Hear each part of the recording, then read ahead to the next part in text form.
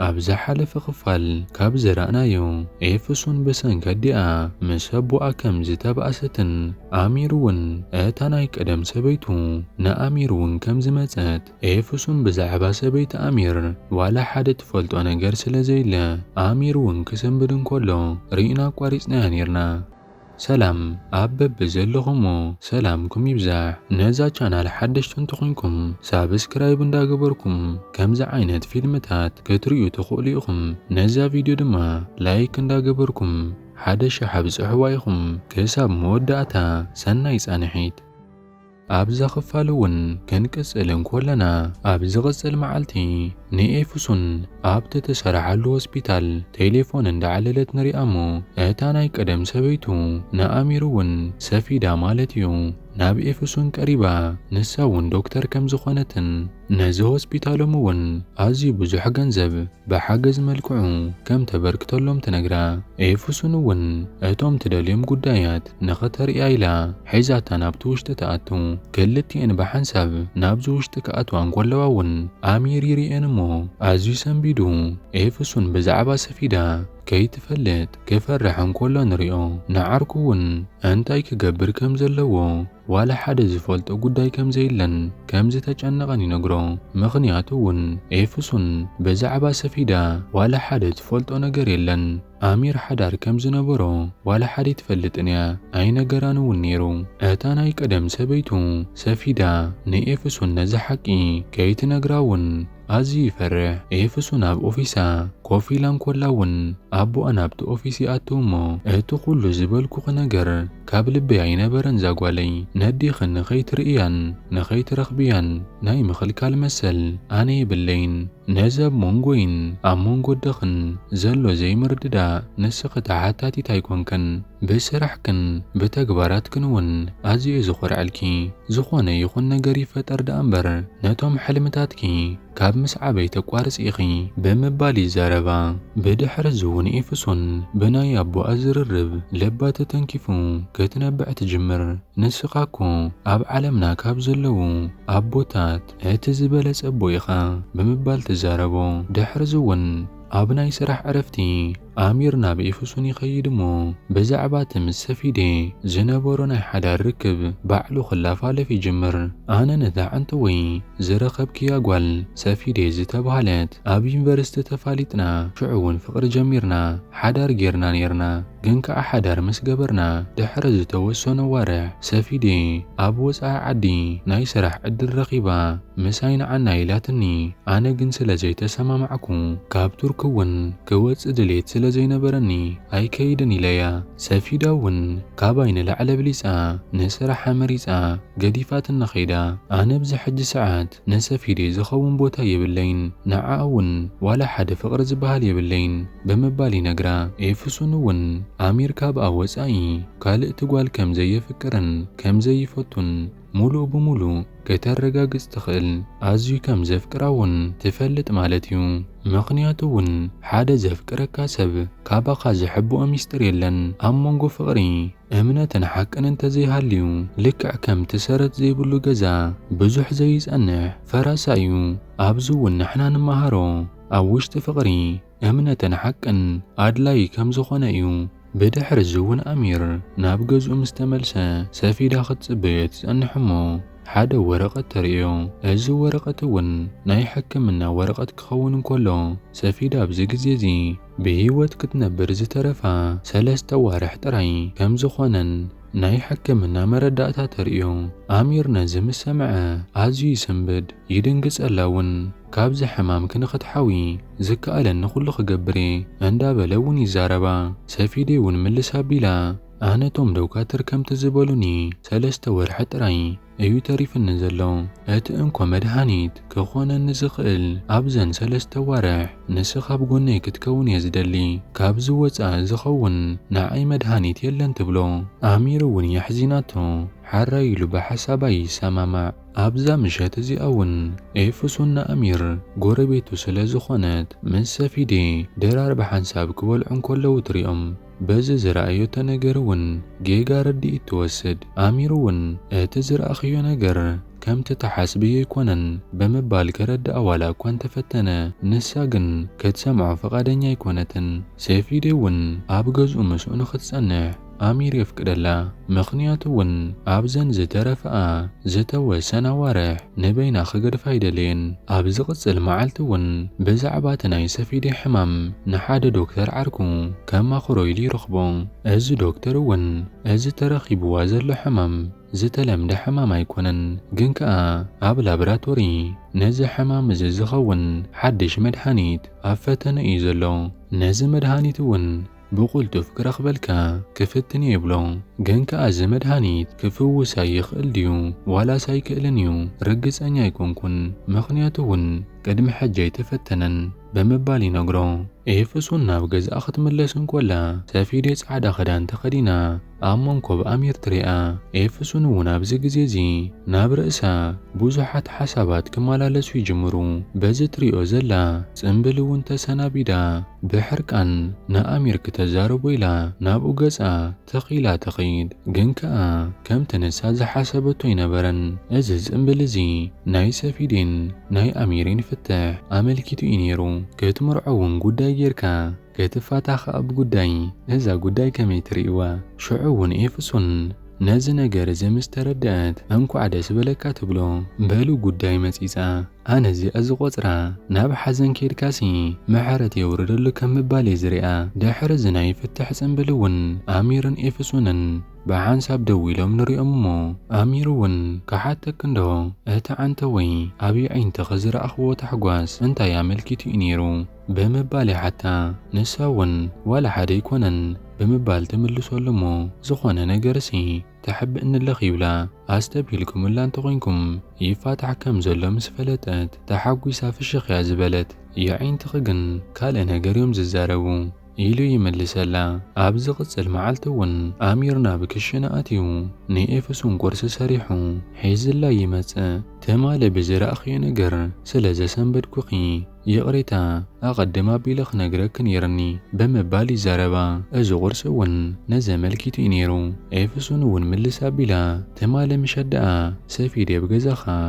انت يتقبرني راتبلو أميرون تقبلا بيلو سفيدة بزحج جزي أزيوم زشاقرو أوانات يتحلف زلا أبز جزيون كم حزا خوينا أبقوناك خونا لني نسافيدي ولا حدا يفقر سمعيتي باللين بزخيت تاراتري أنا زفكران أزي زفتو أمقوال أزا حجة بكرمي كفيلة كورس تبلع زلا قواليا إيلووني نقرا إيفسونو ونزم سامعات فشخ كتبلن كولا نريا أمير كم زفكرا مسنقرا داسو يزبلا جنكا حدا نقرالو أزو قلو نقر مستودع نبوء نابت قاتر نخت ملس قال كم زاعتو تلو تنقرو أميرون تقبلا بيلو حج دقا نقوه زربشن نسابيلن مالتيو أزنا قرزون كم زنافقن زحرقك زخوانا يقون نقرون نابقون نقدفكي سغيل كتراي نابراخ قبري إيلي نقرا أبزغز المعالتون أميرن سفيدين ناب تعارك دكتور بحن ساب كيدوم نريهم أز دكتورون نز حمام كزخون كيميوترابي زبها الحكم النالو أز خيدون نويح أمتات كوسدي خيليو نزخا تعقستن صنعاتن يدليو بمبالي نقرم سيفيدي جن نز حكمنا تقاومو سيفيدي بزحج اوان بهيوتا تسفى قريس أزلا نات دكتورا مسكينات تون قديفات توسع أميرون شعبو كقواي جمر أنا حق زكي أزو خلاب قنخن كله نمن تأخ قنسخي قلتيف كتاسفات قرص زلخي أنا بزك ألا نخلو كحق زكي سعر لخو نسخو قرب انتزي حق سكني إذا أنا زقور زلخو ولا حدا واقا يبلون بمبالي زاربا بدحر زون آقا مشاتني إفسون مونرئا كلا تومتهم حكايم أبز تأكبلو إفسون دويلا إذا نسخم تفلت وابرفين نعيا ديا أبز هوسبيتال زلو ኩላቶም ኣክስዮን ውን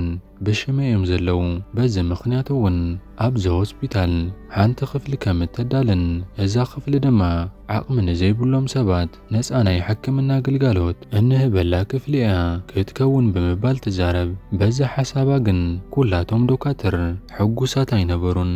በዚ ኤፌሶን እትብሎ ዘላ ነገር እንተደኣ ኮይኑ ካብ ናይ ኩላቶም ደሞዝ ዝቁረጽ ገንዘብ ክህልው እዩ። ንሳቶም ከዓ ገንዘብ ክቁረጾም ኣይደለዩን። ኣብ መንጎ ግን ኣሚር ትስእሞ ንኤፌሶን ይሓቕፋ። ኣነ በዚ ውሳነኺ ኣዝዩ ሕጉስ እየ። ብኣኺ ከም ዝኮርዕን ብዝከኣለኒ ኩሉ ውን ኣብ ጎንኺ ኮይነ ክሕግዘኪ ፈቃደኛ ከም ዝኾንኩ ውን ክነግረኪ ይፈቱ።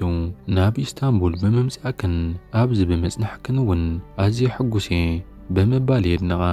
ኤፌሶን ናብ ገዛኣ ምስ ተመልሰት ውን ሴፊዴ ንበይና ኮይና እንዳበኸየት ትጸንሓ። ኤፌሶን ውን ሰንቢዳ እንታይ ኢኺ ኮንኪ እንታይ እዩ ተፈጢሩ ብምባል ተዓታ። ሴፊዴ ውን እዚ ኩሉ ነገር ሰልቺንሎ ብሂወት ንኽነብር ዝተረፋኒ 3 ኣዋርሕ ጥራይን ኢላ ትነግራ። ኤፌሶን ውን ነዚ ምስ ሰምዐት ኣዝያ ትሓዝን። ነዚ ሕማም ክኸ ፍታሕ ዶ ይህልዎ ይኸውን ትብላ።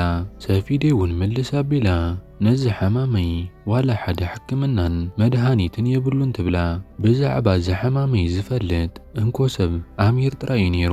ሕጂ ኸኣ ንስኺ እዘን ዝተረፋኒ ዝተወሰና መዓልታት ምስ ኣሚር ክነብረን እየ ዝደሊ። ንኣሚር ውን ክሳብ ሕጂ ኣዝየ እየ ዘፍቅሮ እንዳበለት እንዳነበዐት ትነግራ። ኤፌሶን ኣብዚ ግዜ እዚ ሰፊዴ ብሂወት ክትነብር ዝተረፍኣ ዝተወሰና መዓልታት ስለ ዝነበራ ከምዚ ኢላ ክትዛረብ እንኮላ ስቂላ ካብ ምስማዕ ወፃኢ ዋላ ሓደ ዘረባ ኣይተዛረበታን። ከተቐይማ ውን ኣይደለየትን። ኤፌሶን ነዚ ምስ ሰምዐት ውን ንሰፊዴ ሓዚናትላ ቀስ ብቐስ ካብ ኣሚር ክትርሕቕ ትጅምር። ኣሚር ውን በዚ ባህርያታ ሓድሽ እንዳኾነ ስለ ዝመፀ ዝኾነ ዘቐየምክዋ ነገር ኣሎ ኢሉ ንኽሓስብ ይገብሮ። ሓደ መዓልቲ ውን ሃንደበት ንኤፌሶን ሰርፕራይዝ ይገብራ ከም ዝፈትዋ ውን ይነግራ። ኣብዚ ግዜ እዚ ግን ኤፌሶን ዘሰንብድ ምላሽ እያ ዝመለሰትሉ። ኣብ ሂወተይ ካልእ ዝፈትዎ ሰብ ኣለኒ ኢላ ምስ ነገረቶ ኣሚር ግን መን እዩ ኢሉ ምስ ሓተታ ክትነግሮ ፈቃደኛ ስለ ዘይነበረት ከኣምና ፈቃደኛ ኣይነበረን። ኣብ ዝቕፅል መዓልቲ ውን ኤፌሶን ምስ ኣይኑር ዓርካ ይራኸባ እሞ እቲ ኩሉ ዝገበረቶ ነገር ንዓርካ ክትዕልላ ትጅምር። በዚ ዝፈጠር ዘሎ ፍጻመታት ኣዝያ ከም ዝሓዘነት ትነግራ። ኣይኑር ዓርካ ውን ንኣሚር ትፈትውዮ እንተደኣ ኮንኪ ንምንታይ ሕጂ ውን ግዜ እንኮለኪ ናብኡ ዘይትምለስ ትብላ። ኤፌሶን ንኣሚር ዋላ እኳ ተፍቅሮ እምበር ፈታዊት ነብሳ ክትከውን ኣይደልየትን። ምኽንያቱ ውን ኤፌሶን ናብ ኣሚር እንተደኣ ተመሊሳ ነታ ንበይና ኮይና ንሞታ ትጸባበ ዘላ ንሰፊዴ ነቲ ተሪፍዋ ዘሎ እትፈትዎ እንኮ ነገር ክትምንጥላ እያ። በዚ ምኽንያት እያ ድማ ንናይ ሰፊዴ ሓጎስ ክትብል ንፍቕራ ትስውእ ዘላ። ኣብ ዝቕፅል መዓልቲ ውን ኣሚር ንኤፌሶን ናብ ሆስፒታል ከብፅሓኪ ምስ በላ ኤፌሶን ግን ንስኻ ኺድሓን እቲ ሓድሽ ኣፍቃሪየይ ንዓይ መፂኡ ክወስደኒ እዩ ኢላ ትምልሰሉ። ኣሚር ውን በዚ መልሳ ኣዝዩ ይሓርቕ እሞ ናብ መኪኖ ይኣቱ። እዚ ሰብ እዚ መን እንዳበለ ውን ደጋጊሙ ክሓስብ ይጅምር። ኤፌሶን ውን ዓርኪ ከም ዘለዋ ኣሚር መታን ከኣምን ናብቶም ፍዮሪ ዝሸጡ መደብር ትድውል እሞ ናታ ሽም ተጻሒፍዎ ፍዮሪ ንኽሰዱላ ትእዝዞም። እዚ ኩሉ ትገብሮ ዘላ ኣሚር ፍዮሪ ክትቅበል እንኮላ ምስ ረኣየ ዓርኪ ከም ዘለዋ ንክሓስብ ስለ ዝደለየት እያ ነዞም በዓላት ዝኣዘዘቶም ፍዮሪታት ውን ክትቅበል እንኮላ ምስ ረኣየ ኣሚር ኣዝዩ ይሓርቕ። ኣብዚ ግዜ እዚ ውን ኣሚር ማራ ሓሪቑ ነታ ኣይኑር ዓርካ ኣብቲ ሰርጀሪ ዝገብሩሉ ክፍሊ ይዓጽዋ እሞ በቲ ቢትሮ ኮይኑ ንኤፌሶን ዓርካ መን እዩ ምስ መን እያ ክትራኸብ እንዳበለ ከፋጥጣ ይጅምር። ኣይኑር ውን መልሳ ኣቢላ ኣቓልቦኻን ትኹረትካን ናብ ኤፌሶን ግበር እሞ ሽዑ ናይ ኤፌሶን ልቢ ምስ መን ከም ዘሎ ክትፈልጥ ትኽእል ኢኻ ትብሎ። ኣይኑር ብተዘዋዋሪ እቲ ወዲ ንስኻ ኢኻ ዋላ እኳ እንተበለቶ ንሱ ግን ኣይተረድኦን። ካብዚ ንላዕሊ ውን ክትነግሮ ፈቃደኛ ኣይነበረትን። በዚ ውን ኣሚር ንኣይኑር ይሰዳ። ኣብ ዝቕፅል መዓልቲ ውን ናብ ሓደ ሓድሽ ናይ ጽባቐ ምህርቲ ዘምረቱ ትካል ይኸዱ እሞ ኣብኡ ተረኺቦም እውን ካብኣቶም ተመክሮ ንምውሳድን ነተናቶም ምህርቲ ንምምሕያሽን ኣብቲ ቦታ ይርከቡ። ኤፌሶን ድማ ኣብቲ ሓደ ኣብ ደገ ኮይና እተፍቃሪኣ ኮይኑ ንክዋሳ ናብዚ ፕሮግራም ሒዛቶ ተኣቱ ወዲ ስለዚ ደንጎያ ቴሌፎን እንዳደወለት ክትጽበዮም ኮላ ንርኢ። እቲ ክትጽበዮ ዝጸንሐት ወዲ እውን ይመጽእ እሞ ንኣሚር ዓርኩ ኮይኑ ይጸንሕ። ኣሚር እውን ነዚ ምስ ረኣየ ሕርቃኑ ክቆጻጸሮ ይከኣልን። ንኤፌሶን እውን ናብ ደገ ሒዝዋ ይወፅእ እሞ ኣነ ነዚ ኩሉ ትገብርዮ ዘለኺ ነገር ፈጺመ ክጻወር ይክእልን እየ። እንታይ ኢኺ ናይ ቆልዓ ስራሕ ትሰርሕ ዘለኽ እንዳበላ እንከሎ እታ ኣብቲ መጀመርታ ትዝክርዋ እንተኾንኩም እታ ብናይ ኣሚር ፍቕሪ ዝተጸለለት ንፈለማ ግዜ እውን ኣሚርን ኤፌሶንን ንኽሰዓዓሙ ምኽንያት ዝኾነቶም ጓል ናብቲ ቦታ ትመጽእ።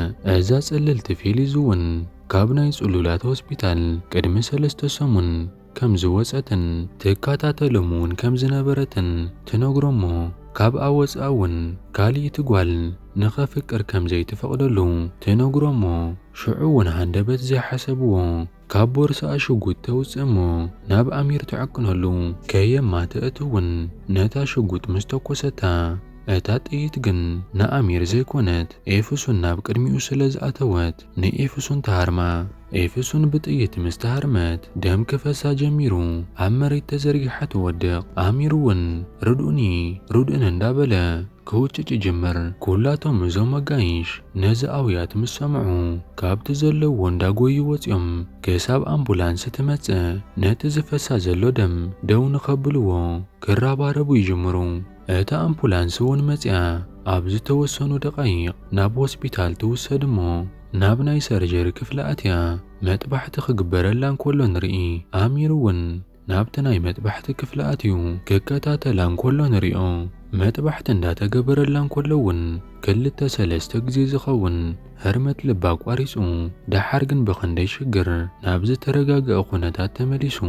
እቲ ዶክተር እውን ካብቲ ናይ መጥባሕቲ ክፍሊ ይወፅእ እሞ ንፐርቪን ጓልኪ ናብ ኮማ ኣትያ ዘላ ክትሓውድ እያ ኣይትሓውን ኣብ ምንታይ ኩነታት ከም ዘላ ዋላ ሓደ ንፈልጦ ነገር የለን ናይ ፈጣሪ ተኣምር እዩ ዘድልየና ይብላ። ኣሚር እውን ካብቲ ናይ ሰርጀሪ ክፍሊ ሓዚኑ ክወፅእ እንከሎ ንሪኦ። ኣይኑር እውን ብሕርቃን ናብ ኣሚር ቀሪባ ኣፍ ልቡ እንዳሃረመት እዚ ኩሉ ናትካ ጊጋ እዩ ብሰንኪኻ እውን ኤፌሶን ትመውት ኣላ እንዳበለት እንዳበኸየት ትዛረቦ። ንኣሚር ኣቦኡ እውን ኣብ ጥቕኡ ከፍ ኢሉ ከጸናንዖ ይጅምር። ኣሚር እውን ኣብ ልዕሊ ኤፌሶን ዝኾነ ነገር እንተደኣ በፂሑ ኣነ ንነብሰይ ፈጺመ ይቕሬታ ይገብረላኒ እንዳበለ ይዛረቦ። ቀጺሉ እውን ኣሚር ናብቲ ኤፌሶን ዝደቀሰትሉ ክፍሊ ይኣትው እሞ የእዳዋ እንዳሓዘ ኣዝዩ ከም ዘፍቅራን እዚ ኾይናቶ ዘላ እውን ብሰንኩ ከም ዝኾነ ነገር እንተደኣ ኾይና ንነብሱ ይቕሬታ ከም ዘይገብረላን ካብ ኮማን ተነቒሓ እውን ካባ ኸርሒቐ ክኸይድ እንዳበለ ቃል ከኣትወላ ይጅምር። ቀጺሉ እውን ኣሚር ናብ ገዝኡ ይምለስ እሞ ሰፊድ የቡእ ጸኒሓ ኤፌሶን ከመይ ኣላ ኢላ ተሓቶ። ኣሚር እውን ተቐብል ኣቢሉ ሕጂ እውን ዋላ ሓደ ለውጢ የብላን ኣብ ኮማ እያ ዘላ ይብላ። ሰፊድ እውን እንዳሓዘነት ተስፋ ክቖርጽ ከም ዘይብሉ ተጸናንዖ። ንሳ እውን ሕክምና ከም ዝጀመረትን ኩነታታ እውን ቁሩብ እንዳተመሓየሸ ይመጽእ ከም ዘሎ ምስ ነገረቶ ኣሚር በዚ ነገር እዚ ቁሩብ ደስ ይብሎ። እዚ ብጣዕሚ ኣዝዩ ደስ ዘብል ነገር እዩ ብሂወትክ እውን ሕጉስቲ ንኽትኮን ይምነየልኪ ኢሉ ይነግራ። ኣብ መወዳእትኡ እውን ኣሚር ክዳውንቱ ክጥርነፍ ይጅምር። ካብዞም ዝፈትዎም ኩላቶም ሰባት እውን ሽግር ሒዘሎም መጽአ ኢሉ ስለ ዝሓሰበ ክርሕቕ ይውስን። ናብ ኤፌሶን ከይዱ እውን ከፍ ኢሉ ክጽበይ ይጸንሕ እሞ ካብ ኮማ ብዘይ ምትስኣ ተስፋ የቑሪጽዎ ተሲኡ ክኸይድ ምስ በለ ግን ኤፌሶን ትነቃሕ እሞ የዐይንታ ኸፊታ ብስሙ ክትጽውዖ ትጅምር። ኣሚር እውን ነዚ ምስ ሰምዐ እንዳተሓጐሰ ናብኣ ቐሪቡ ንብዓቶም ምቁጽጻር ከሳብ ዝኣብዮ ይኸውን።